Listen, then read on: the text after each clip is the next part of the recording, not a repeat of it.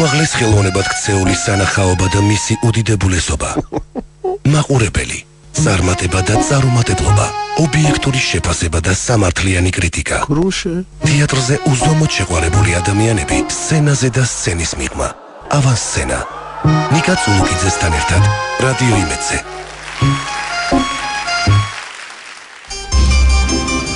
მოგესალმებით ძვირფასო რადიო მსმენელებო, ეთერშია გადაცემა ავანსცენა, მე ნიკოლოზ სულუკიძე გახლავართ. დღეს სამშაბათის საღამოა და ჩვენ ტრადიციულად შევიკრიბეთ, რომ ვისაუბროთ თეატრზე და არაფერზე თეატრის გარდა. სულ რამდენიმე დღის წინ მნიშვნელოვანი თარიღი გახლდათ, თეატრალურ სარდაფს შეუსრულდა 20 წელი და მე ძალიან მნიშვნელოვან პერიოდად მიმაჩნია ის პერიოდი, როდესაც დაიწყო ამ თეატრმა ფუნქციონირება, იმიტომ რომ ერთგვარი ოაზისივით იყო იმ პერიოდის თეატრალურ რუკაზე, სადაც ახალგაზრდებისთვის, ყველა თაობისთვის, მაგრამ განსაკუთრებით ახალგაზრდებისთვის იყო ერთგვარი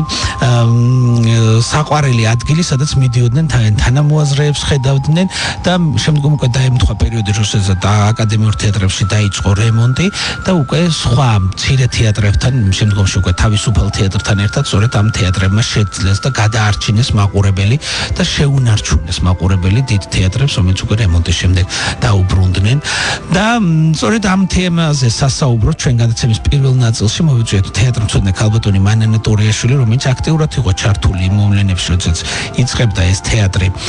ფუნქციონირებას და იმ მნიშვნელოვანი პროცესები, რომელმაც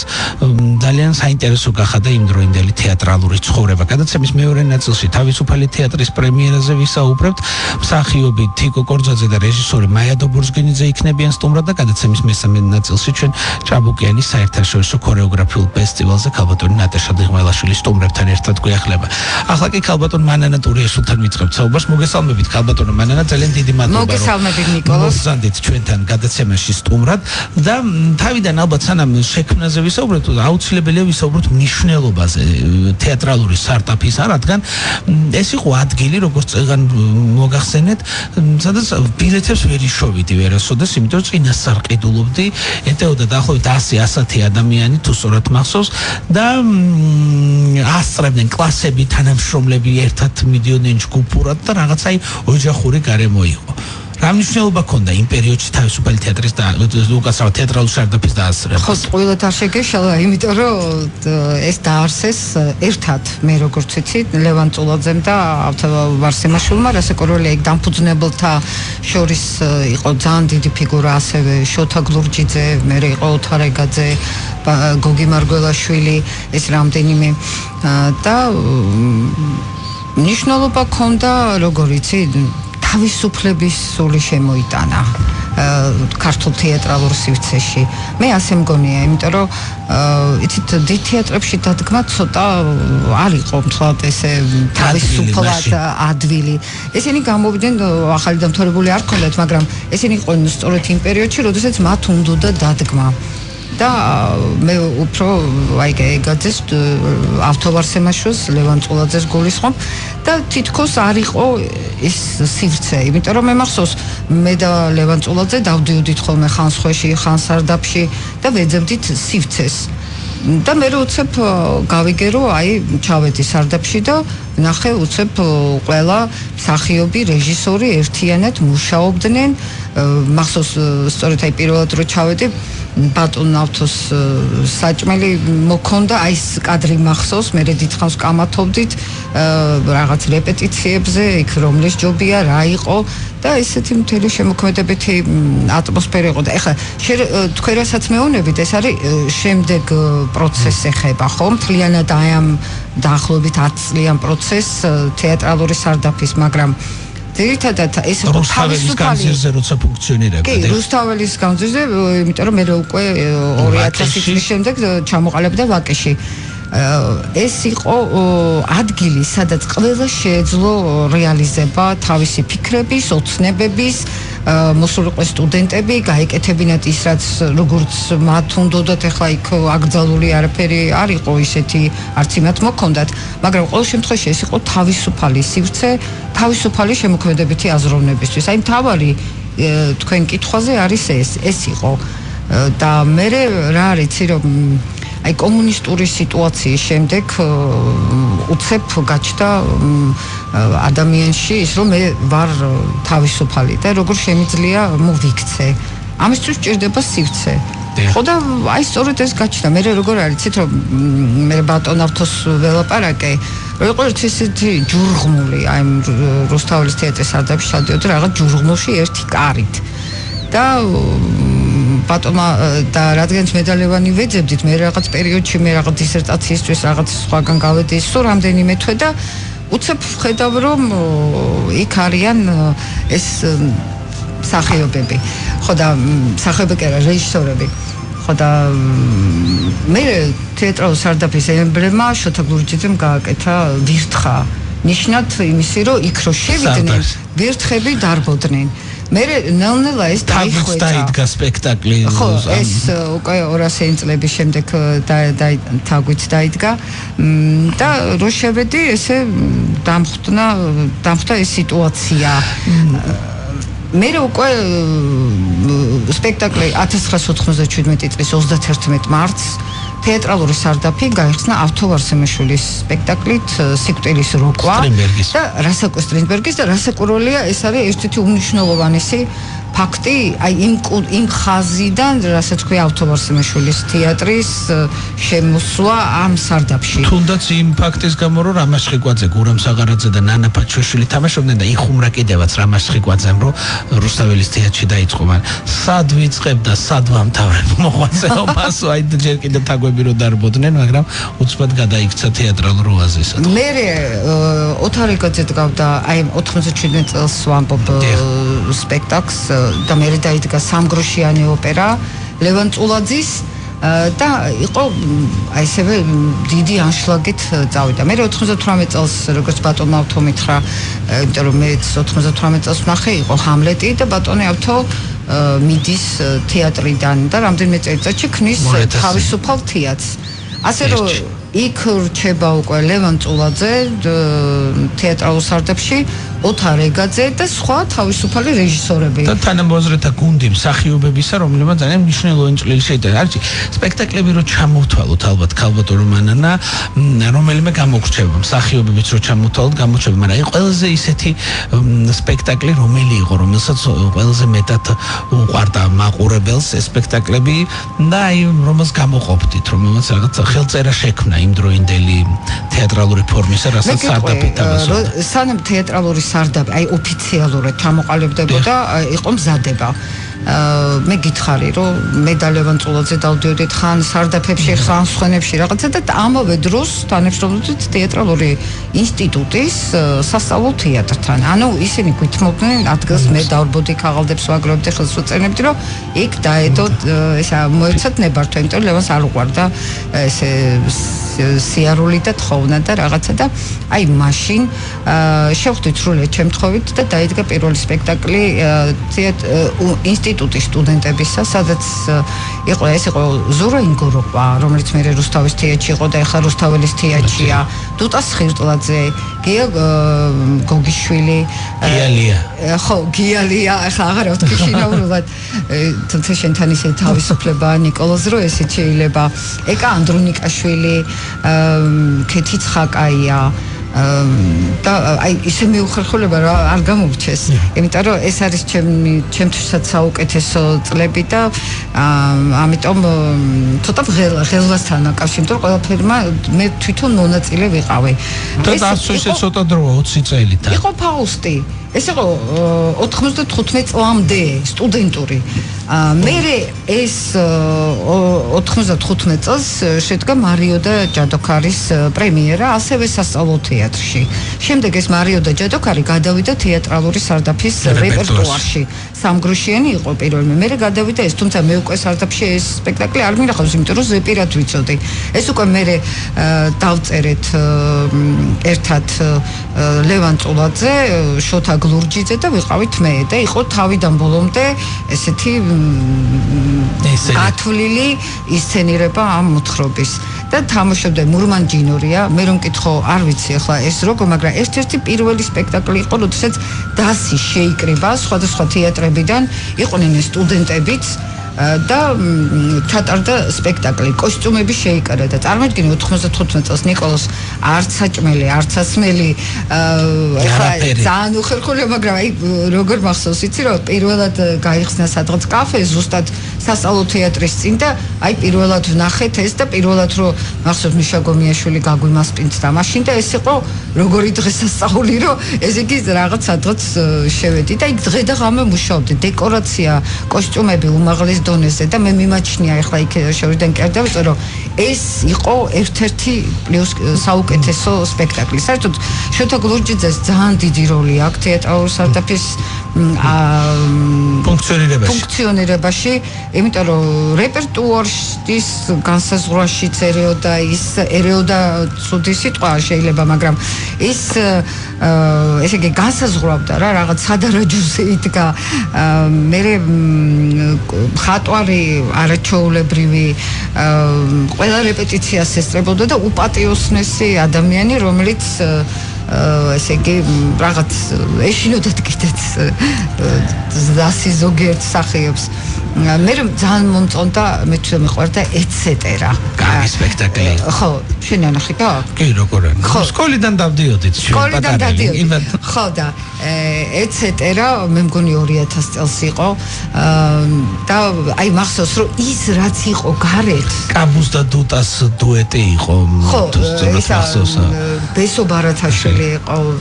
არაჩვეულებრივი ბესო რომელიც ერთ-ერთი ყველაზე გამორჩეული მსახიობია დღემდე და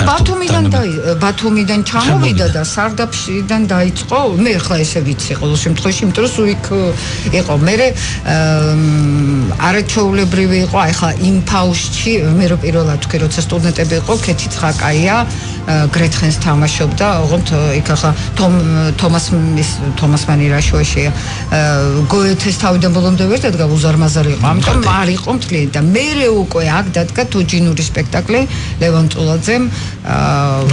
საერთაშორისო წარმატებად მოიპოვა ლონდონში იყვნენ საფრანგეთში იყვნენ ვროცლავის ფესტივალზე იყვნენ ამ ფაუსტი და აქ იყო ძალიან საინტერესო რამ რომ ესე იგი შენ უყურებდი ამ თოჯინებს იქაც რასაკვირველია გაკეთებული იყო მონტაჟი ეს უკვე ლევან წულაძის გაკეთებული იყო ეს ნამდვილად ვიცი და მე ის იყო რომ გვერდზე ისე მსახიობები და ქეთი ცხაკაია ახმოვანებდა ყველა ქალს და მეგრელიშვილი და ბარათაშვილი უკვე გადანაწილებული იყო კაცის. იყო განათებული ეს მსახიობები და მათ სახესაც უყურებდი და უყურებდი იმას როგორ მოქმედება. ამიტომ ეს იყო ძალიან საინტერესო გადაწყვეტა. არ შეიძლება ალბათ არ მახსენოთ ეკამაზმიშვილის ღვაწლი, რომელმაც მენეჯმენტი ხედვა თეატრალური ესთეტიკისა კიდე სხვა სიმაღლეზე აიღო და ძალიან მნიშვნელოვანი წვლილი შეიტანა ამ თეატრის განვითარებისა, ხო? მე ვფიქრობ, რომ თუ არა ეკამაზმიშვილი თეატრალურ სარდაფი საერთოდ არ იარსებებდა, იმიტომ რომ ეკა მოვიდა დაარსებიდა რამდენიმე წლის შემდეგ. გამყარდა დისციპლინა, მოვიდა თიო კალატოზიშვილი, რომელიც აი მედიასთან ურთიერთობას აგვარებდა და პირადად მე მაშინ ტელევიზიაში მუშაობდი და ჩემთან მქონდა შეხება მე მოვიდა თინა კახაძე და ეს იყო ერთი გუნდი რომელიც აკეთებდა ყველაფერს რომ ყველა ვინც იქ შემოვიდოდა დადგავდა თუ ლევან წულაძე იყო თუ თარეგაძე თუ დათო საყვარელიძე თუ ბესო კუპრეიშვილი რომელმაც თითების თეატრი პირველად იქ ჩამოიტანა ბათუმი და აი ეს იყო მხარში ედგა როგორც გასტროლებს ასევე იქ და ეს იყო ერთი თეატრალური ოჯახი რომელიც ყველას ისე გვიყვარდა დეიდა ნანულით დაწყებული კაბერდინელით რომელიც იქ იდგა დღეს სუმხდება ხოლმე მოხუცებულთა თავშესაფარში არის მაგრამ ცხოვრობს თეატრი და იქაც თეატრში თამაშობს დამთავრებული ყველა იმ ადამიანს რომელიც თეატრალურ სარდაფს ქმნიდნენ გენატრებათ მაინც იქ ის რუსთაველის გარემო რუსთაველის ნომერი იყო 42 ხო იქ აკადემიასთან ასასვლელი რო აკეთები იქ იცი რა არის ეს იყო იდეალური იქ იყო დევიზი თეატრი ინტრიგის გარეშე და ამაზე მე ამჯერად თეატრი ინტრიგის გარეშე რო არსებობდა რუსთაველზე იყო და ეხლა მე უკვე არ შეხედავ ერთი წელი აი ეს წარმატებული პერიოდი კი იყო ასე ხო ეს იყო მე ესე მგონია რომ იყო იცი არ აძლევდა უფლებას იქ რამე თუ შეიძლებოდა რაღა ინტრიგა კი არა რამეც პაწარა კონფლიქტის რო ყოფილიყო ლევან წულაძე აკრობდა შოთა გლურჯიძე არავის არ გაუბედია ეს მე ყოველ შემთხვევაში ამის მომსწრე არა ვარ რომ ეს იყოს მე იქ გახსნეს კაფე ესეც ეკამაზმიშვილის დამსახურება იყო თვითონ უნდა ყოფილიყო ესეთი ორშაბათობები წერლები უნდა მოსულიყვნენ პოეტები უნდა მოსულიყვნენ და მოდიოდნენ კიდეც და გულობდნენ საინტერესო შეხვედრები იყო და მინდა ვთქვა რომ აი მაგთა თეატრალური სარდაფი თავის ხელით ააშენეს მსახიობებმა და რეჟისორებმა ხუმრობდნენ როგორ იციან გაჯი როგორ იციან გაჯის გაჯზე მუშაობა როგორ ქვია ეს მეთოხი და კაფელი ესე ქვია ქართულად ხო შავი სამუშაოები მაგრამ ვაკის თეატრალური სარდაფი უკვე ხელოსნები ყავდა ქალაქის მერია დაეხმარა თუმცა ესენიც სულ მიდიოდნენ და ჩართულები იყვნენ და აკურდებოდნენ მე ძალიან დიდი მადლობა მინდა გითხრათ ჩვენთან სტუმრობისათვის გაირბინა 9:30 საათმა ჩვენი განკუთვნილმა დრომ არა მე კიდე მინდა და მე თქვა რომ ხანუმა იყო გვირგვინი იმ პროცესის თქვა ვაკის თეატრალური სარდაფის იმ პროცესის რაც გაიარა ლევან წულაძემ კერძოდ იქ და სხვა მსახიობების მონაწილეობით ხო კი დუტა კაბუსი ქეთი ცხაკაიას არჩეულები და უამრავი მეუხერხულება ბაია დვალიშვილის მანამდე იყო მიშა ჯოჯუა გამორჩა განსვენებული რუსთაველის თეატრის სამგროშეში აუცილებლად იმიტომ რომ მედალევანმა რომ დავითვალეთ იყო 80 კაცი ვაკის თეატრის გაუმარჯოს იმ 80 კაცს და ულოცავ 20 წლის საიუბილეო თარიღს მე დარწმუნებული ვარ ძალიან მნიშვნელოვნად აღენიშნება ეს თარიღი ჩვენ სულ ცოტა ხანში დაგებრუნდებით დაგველოდეთ უმაღლეს ხელოვნებად ქცეული სანახაობა და მისი უდიდებულესობა მაყურებელი წარმატება და წარუმატებლობა ობიექტური შეფასება და სამართლიანი კრიტიკა თეატრზე უზომოდ შეყვარებული ადამიანები სცენაზე და სცენის მიღმა ავანსცენა ნიკა წულუკიძესთან ერთად რადიო იმედზე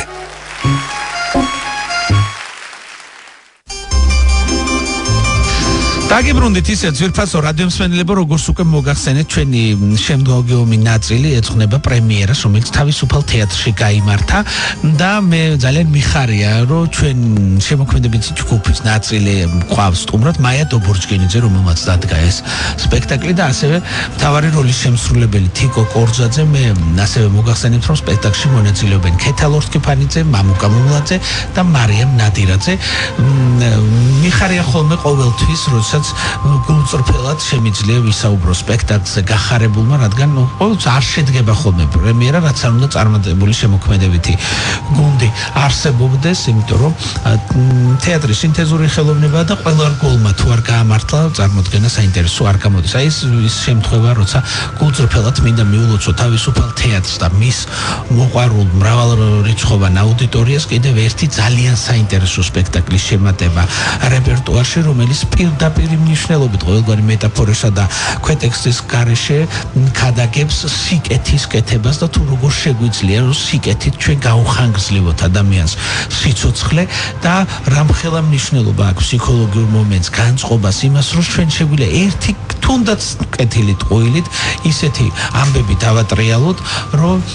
ადამიანს რომელსაც დღეები აქვს დათვლილი გაუხანგრძლივოთ და თვითონვე დაგეგმოს რომ 10 წლით 7-8 წლით კი არა 10 წლით მეტი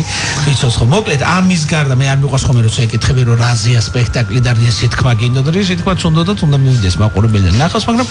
რამ განაპირობა რომ ეს პიესა აერჩიათ მართლა საინტერესოა ძალიან საინტერესო გადმოქართულებული ტრანსფორმაციის ვერსია ეკუთვნის ბატონ ავთო ვარსიმაშვილს რომელიც უკვე ოსტატია და მე ვფიქრობ რომ როცა უკვე იწყება ვარსიმაშვილზე საუბარი სამ კონტექსტში უნდა განვიხილოთ როგორც საოცარი აი არ ვიცი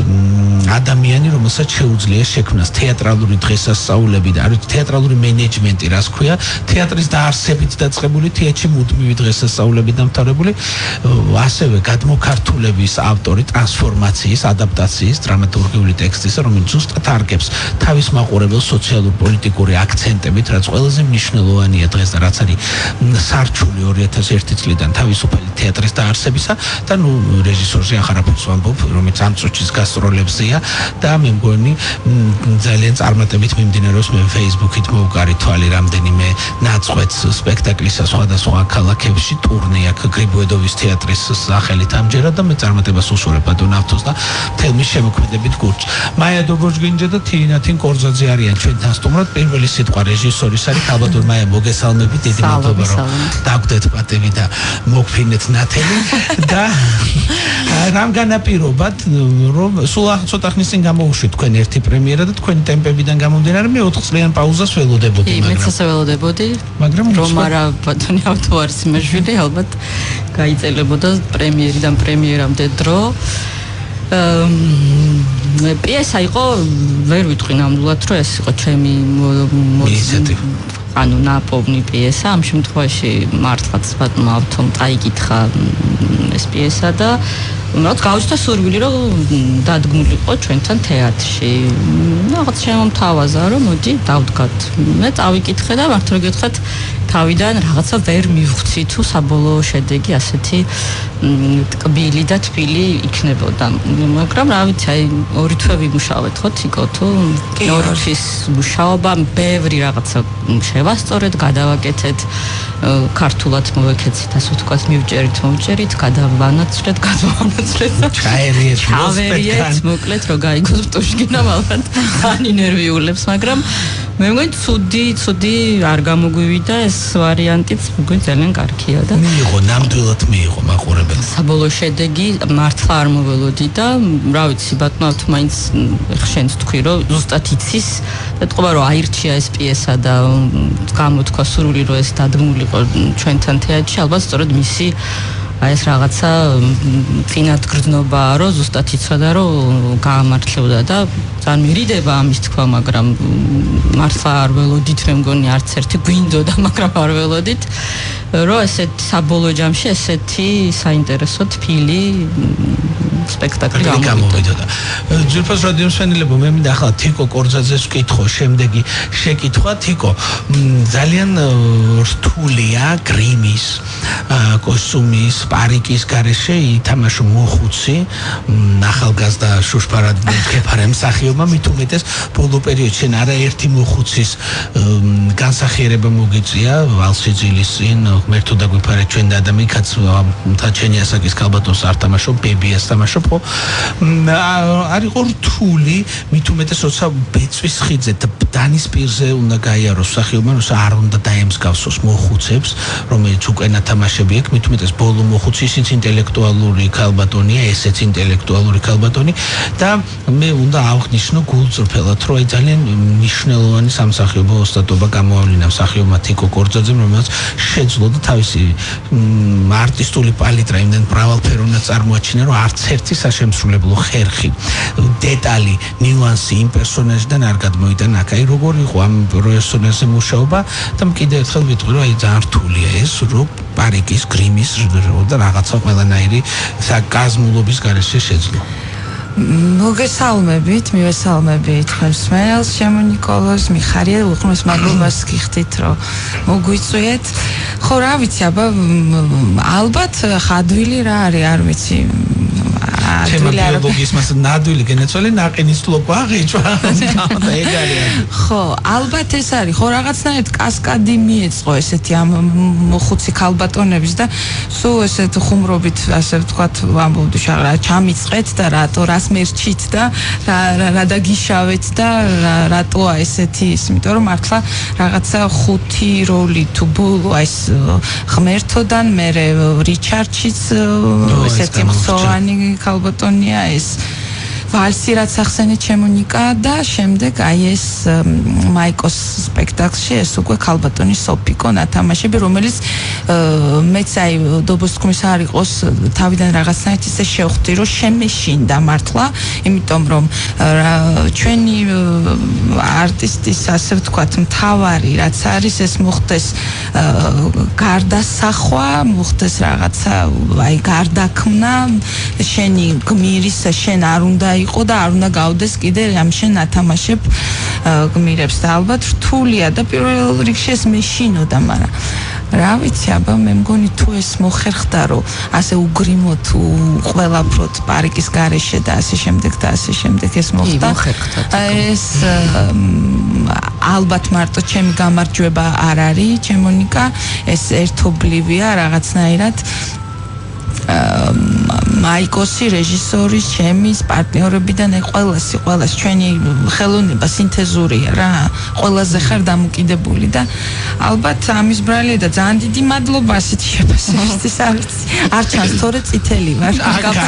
არიან და არ შეიძლება არ ვახსენოთ ის მსახიობები რომელიც მე წეგან ჩამოვთვალე და ძალიან სიღრმისეული პერსონაჟი განასახიერა ქეთა ლორდ-კეფანიძემ რომელიც განსხვავდება მისი სხვა ქალბატონებისაგან რაღაცა თუ არის მაგრამ რაღაც ახალი ფერები შეძინა მის გალერეას მის მიერ შესრულებულ პერსონაჟებს ნამუკა მუმლაძე რომელიც ძალიან საინტერესოდ მუშაობს და ახალგაზრდა მსახიობი ეს ყველა ახალგაზრდები არიან მაგრამ თვალთლოვში მარიამ ნადირაძე რომელიც ძალიან საინტერესო პერსონაჟი განასახიერა თანამედროვე დღევანდელი თინეიჯერული ასაკისა რომელიც ზუსტად გაიმეორა ის შეთხზული დრო და სივრცე რომელშიც ცხოვრობენ ამასაკის ადამიანები. ეს შემოქმედები ჯგუფზეც რო გითხრა, მხატვრის ნამუშევარი აუცილებლად აღსანიშნავია, მე როგორც ვიცი, გოგი მესხიშვილის ლაბორატორიის სცენოგრაფია ერთ-ერთი და აი რო ჩამოთვალოთ ეს ადამიანები. ბათო მოდებაძე არის მხატვარი, არაჩვეულებრივი ბიჭია. ძალიან ნიჭიერი და ბედნიერი ვარ რომ მოგვიწია მასთან მუშაობა ნამდვილად. ბატონი გოგი მესხიშვილის სახელოსნოში არის ავთოხო როგორც ვიცი და ძალიან საინტერესო და კარგი. სიამოვნებით ვიმუშავებდი მასთან ერთად კიდევ სხვა სპექტაკლებზეც თუ კი ამის საშუალება მექნება. მადლობა მას ნამდვილად. რაც შეეხება შემოქმედებით ჯგუფს მართლა დაგეთანხმები ნიკა რომ არაჩვეულებრივები არიან ყველანი ქეთა მამუკა მარიამი თიკო და რა ვიცი ვიღაცა მახსენა რომ ამათ ყურებაო ერთ მასტერ კლასს უდრისო და მე ვეთანხმები რომ აი მართლა ყველა უნდა ნახოს როგორ მუშაობენ. როდის არის შემდეგი სპექტაკლი? 7 აპრილს და 15 აპრილს იქნება კიდევ ორი წარმოდგენა. მე ძალიან დიდი მადლობა მინდა გადაგიხადოთ რომ მოხვედი ჩვენთან სტუმრად. შენ ძალიან დიდი მადლობა. შენი შეფასება ჩემთვის ძალიან ძვირფასია, ჩემო ნიკოლას ესეცოთა მადლობა თქვენ ამ სიტყვებისთვის და გირჩევთ ნამდვილად ძვირფას რადიო მსმენელებო რომ მიხვიდეთ და ნახოთ ეს სპექტაკლი რომელიც სიკეთის კიდევ უფრო გვიბიძგებს სიკეთის კეთებისაკენ. სულ ცოტა ხანში ახალი თემით დაგიბრუნდებით ჭაბუკიანის სახელობის ქორეოგრაფიულ ფესტივალზე ვისაუბრებთ რამდენიმე წამში დაგველოდეთ. ავანსცენა ნიკა წულუკიძესთან ერთად რადიო იმედზე.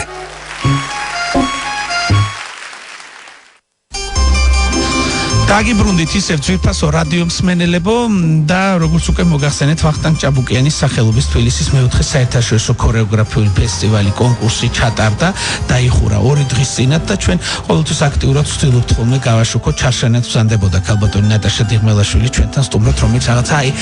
დონკიხოდივით ყოველთვის ვცდილობს რომ რაღაცა ბევრი საინტერესო საქმე გააკეთოს და მე აი ნამდვილად დიდი შემართება ეს დადასტურება ქალბატონი ნატაშას შრომა და მე მიხარია რომ ესე აქტიურად ჩატარდა მე მინდა ქალბატონ ნატაშა გაგვაცნოთ ჩვენი სტუმრები და აი როგორც ჩაიარა შთაბეჭდილებებზე რომ მოგვახსენოთ. მოგესალმებით. მე მინდა სარადგინოთ ტატა წევზაძე სტუდია არაბესკის ხელმძღვანელს და ნინო კილიპტარს სტუდია ბალეტ ელეგანტის ხელმძღვანელს. ისინი ორივე არიან ჩემი ყოფილი მოსწავლეები და დღეს წარმატებულად მუშაობენ. მე მინდა გითხრათ რომ ტატა უკვე პირველად არ არის ჩვენ ფესტივალზე მონაწილეობს მუდმივად და ნინო არის პირველად და სხვათა შორის მიიღო დებიუტის ლაურეატის წოდება. ქალბატონ ნატაშა, აი საერთაშორისო თქვენ ყოველთვის ძალიან სახელოვანი უცხოელი შემსრულებლები ჩამოგატყობენ. ვინ იყვნენ წელს ჩამოსულები და ერთი იყო გამორჩეული წლევანდელი ფესტივალი? წლევანდელი ფესტივალი იყო გამორჩეული იმით, რომ ჩვენ წელს პირველად ჩავატარეთ ნამდვილი კონკურსი, საბალეტო კონკურსი შიგნით ფესტივალის პარკლებში. საერთოდ ძალიან ბევრი ბავშვი მოდის სამოყვარულო სტუდიებიდან, რა თქმა უნდა 300-ზე მეტი იყო ბავშვი წელს ჩვენ ფესტივალზე. მაგრამ ნამდვილად ძალიან მიხარია იმით, რომ ნამდვილად ჩატარდა კონკურსი საბალეტო, სადაც იყო 12 მონაწილე, მოსკოვიდან იყვნენ მონაწილეები, ერევნიდან იყო მონაწილე, ერთი ბიჭი, მით უმეტეს ეს ძალიან გვახარებს ჩვენ, იშვიათობა და გვახარებს პროფესიონალი ბიჭი ჩამოვიდა ჩვენთან. იყვნენ ასტრახანიდან, იყო ერთი გოგო ასტრახანიდან, იყვნენ აზერბაიჯანელები, თურქები და რა თქმა უნდა საქართველოდან იყვნენ. ანუ ყოველწელს იზრდება და ძალიან გვიხარია ამით. აი კონკურსი ახსენა ქალბატონმა ნატაშამ. ყოველთვის რაღაცა მით უმეტეს როცა ახალგაზრდებს ეხება ხანდახან ბავშვებსაც უფრო მტკივნეულია ხოლმე რაღაც განიცდიან მონაწილეებს. აი როგორ იყო და როგორ ჩატარდა წლევანდელი კონკურსი? იცით რა არის ამ კონკურსზე ყოველთვის არის ძალიან როგორ გითხრათ ანუ ვინც იმსახურებს ის იღებს პრიზს ანუ აქ არ არის ისე რაღაცა დამსახურებულად რა თქმა უნდა და წელსაც ვინც მიიღო პრიზი ნამდვილად დამსახურებულად მიიღო იყვნენ ძალიან კარგი გოგოები ის ბიჭიც რომელიც ახსენა ქალბატონმა ნატალიამ ნამდვილი პროფესიონალები და რა ვიცი წარმატებას უსურვებ მათ და აპირებთ მომავალ წელსაც მონაწილეობას. ჩვენ რა თქმა უნდა, იცით რა ის ჩვენ უკვე 3 წელია ვიღებთ მონაწილეობას. აი ხა შემიძლია ვთქვა რომ ძალიან ვნანობ რომ პირველ წელს ვერ მივიღეთ მონაწილეობა. ეს ბავშვებისთვის ძალიან დიდი გამოცდილებაა ნამდვილად და ძალიან ემზადებიან, ყოველთვის რაღაც სიხარულით ხვდებიან და ეს რამოდენიმე დღე რაც სტარდება ეს ფესტივალი, ამათვის არის დღესასწაული. აი ხა ბრძანა თქვენმა კოლეგამ რომ ბავშვებისთვის ძალიან მნიშვნელოვანია. რა გამოცდილებას იღებენ ისინი? თქვენი მოსწავლეები გარდა იმისა, რომ რაღაცა იციან რომ უნდა წარმოაჩინონ საკუთარი სტუდია, საკუთარი პედაგოგი, თუმცა ესეთი საპატივცემულო სახელწოდება აქვს ვახტანგ ჭაბუკიანის სახელს ატარებს არჩი ქართული კულტურის ნამდვილი, არ ვიცი, ელჩია ალბათ მსოფლიოში რამდენიმე სახელობა გვართან ერთად ბატონი ვახტანგ ჭაბუკიანი. ბავშვების ის განცდა აქვთ რომ ჯერ მარტო სცენაზე გასვლა ბავშვებისთვის არის ჯადოსნური სამყარო და მათთვის ამავე დროულად ბავშვების ბედნიერება არის რომ მით უმეტეს მოკლე დროში ჩემი ბავშვები 6 თვეა რაც მუშაობენ და არა უმეტეს და ძალიან დიდი გამოცდილება მიიღეს სცენის ის რომ ფესტივალზე მიიღეს მონაწილეობა, ამხელა კონკურენცია იყო, ამდენი ბავშვი იყო, საინტერესო ნომრები იყო. და ძალიან ბედნიერად გრძნობდნენ თავს მით უმეტეს რომ დაგვაჯილდოვეს და არც მოველოდით მთლიანობაში. მხოლოდ ის იყო რომ მინდოდა გავსულიყავით, დიახ გავსულიყავით და წარგვედგინა ჩვენი თავი და გამოგვეცადა. გამოცდილება მიგვეყო. რაც ასევე ძალიან მნიშვნელოვანია. ქალბატონ ნატალია,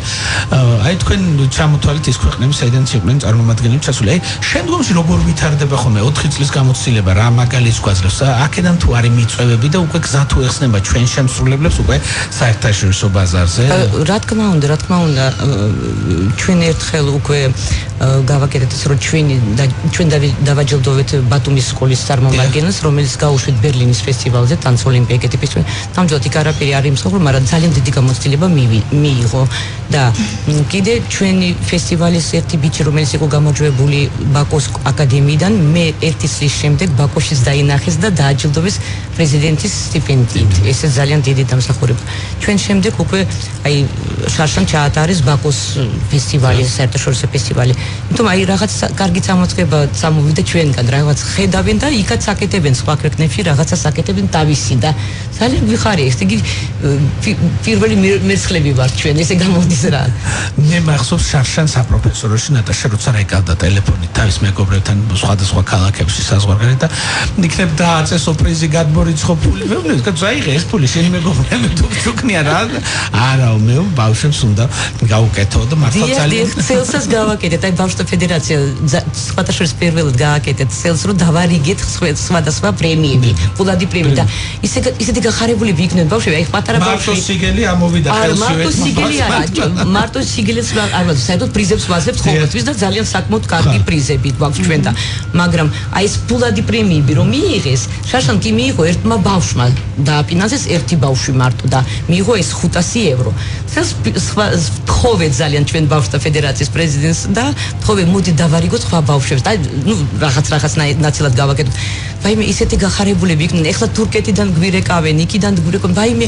რა აი ესეთი სიმბოლი მოხდა აი პატარა ბავშვი რომ მიიღებს თქვა 50 ლარი ხო ნუ დიდებს უკვე რა თქმა უნდა მეტი თანხა გავაკეთეთ მაგრამ ძალიან გახარებული იქნენ და დიდი მადლობას ვუხდით აი თქვა ბავშვთა ფედერაციას ხო love dance მაღაზია რომელიც დააწესა ისე პრიზები იყო ჩვენთან კიდე ლაკას არის ესეთი კომპანია ლაკა რომელიც დააწესა ჩვენთან ყოველთვის მუდმივად არის ჩვენთან და რა თქმა უნდა ყველაზე დიდი მადლობა კულტურის სამინისტროს და მერის ხარდაჭერით თეატრალური უნივერსიტეტის TSU სტუდენტები ჩვენთან მუშაობენ მუდმივად აი ჩვენი ვიზუალური მხარე აკეთებენ ისინი რა თქმა უნდა ყველას ვინ ჩვენთან მონაწილეობა იყო თეატრალური უნივერსიტეტი ყოველთვის აქტიურად არის აქტიურად და მასტერკლასების ფოტოშორის სელსაც ჩავატარეთ უნივერსიტეტში თვითონ მემართ წარმომადგენელი ხარ და რასაკვირელი ერთგული ჩვენი თეატრალური უნივერსიტეტი ძალიან დიდი მადლობა მინდა გადაგიხადოთ რომ მოხვედით ჩვენთან სტუმრად გისურვოთ წარმატება და ალბათ ძალიან მნიშვნელოვანია რომ ჩვენ პოპულარიზაცია გაუწიოთ ქართულ ბალეტს, ქორეოგრაფიულ ხელოვნებას და ისეთ დიდ ხელოვნებას როგორც იყო ვახტანგ ჭავჭავაძე, რომ ამ ბავშვებმა რო იციან უკვე ეს სახელი და გვარი პატარაობინანვე, ისინი ზუსტად გააცნობიერებენ თუ როგორი მსოფლიო მნიშვნელობის არის ლეგენდარული ფიგურა იყო, არა მარტო ხელოვნებას, ზოგადად ისტორიაში. დიდი მადლობა თქვენ, დიდი მადლობა ძვირფას რადიო მსმენელებო, რომ მოგვისმინეთ ამ 1 საათის განმავლობაში მე მომავალ სამშაბათამდე გემშვიდობებით მომავალ სამშაბათსაც ტრადიციულად მხოლოდ და მხოლოდ თეატრზე ვისაუბროთ, მანამდე კი ერთმანეთს თეატრში შევხვდებით, რადგან თეატრი აუცილებელია ჩვენი ჯანმრთელობისათვის. კარგად გრძანდებოდეთ, ნახვამდის. უმაღლეს ხელოვნებად ქცეული სანახაობა და მისი უდიდებულესობა. მაყურებელი, წარმატება და წარუმატებლობა, ობიექტური შეფასება და სამართლიანი კრიტიკა. თეატრზე უზომოდ შეყვარებული ადამიანები, სცენაზე და სცენის მიღმა. ავანსცენა. ნიკა წულუკიძესთან ერთად, რადიო იმედზე.